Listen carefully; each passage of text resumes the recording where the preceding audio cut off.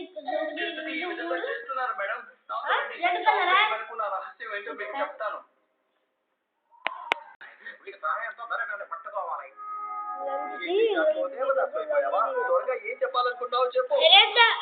రండి madam, flash back వెళ్దాం. నేను చిన్నపిల్లవాడిగా ఉండేటప్పుడు చాలా చాక్లెట్లు తినేవాడిని.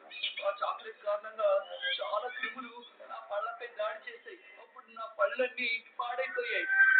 ఆ తర్వాత నేను ఒక డెంటిస్ట్ దగ్గరికి వెళ్ళాను. ఆయన నా పళ్ళకు ఒక మందు పెట్టారు. ఇలా చూడండి, ఇప్పటికి కూడా నా పళ్ళు మామూలు స్థితికి రాలేదు. ఇలా చూడండి మేడం, అందుకే నేను చాక్లెట్ల నుంచి దూరంగా ఉంటున్నాను. చాక్లెట్ స్మెల్ వస్తుంది. వచ్చి నీ చాక్లెట్ తీసుకో. వాళ్ళకి వచ్చి ఇరుక్కుంది. ఇప్పుడు ఈ థాడ్ని కట్ చేస్తాను. ఏంట్రా ఇది, మళ్ళీ నా ప్లాన్ ఫ్లాప్ అయిందా?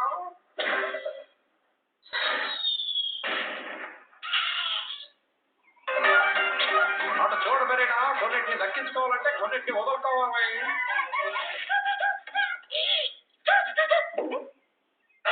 అరే, చాక్లెట్ ఏమైపోయింది? ఏది ఏమైనా సరే నేను మేడంని ఈ చాక్లెట్ తిననేమరా.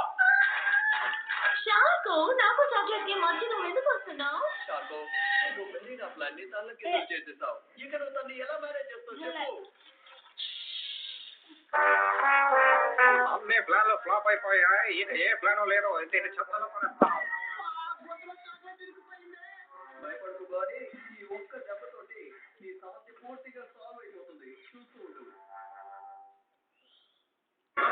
నాకు నా ప్లాన్ దొరికింది. మరేనా, ఈసారి నిన్ను పుదీనాతో మాత్రమే కాదు, బట్టతో కూడా కలుపుకొని తింటాను. ఇదే మరి నాకు ఫేవరెట్ చాక్లెట్. అందుకనే మిగతా వాళ్ళ కోసం పోయి తవ్వకూడదు.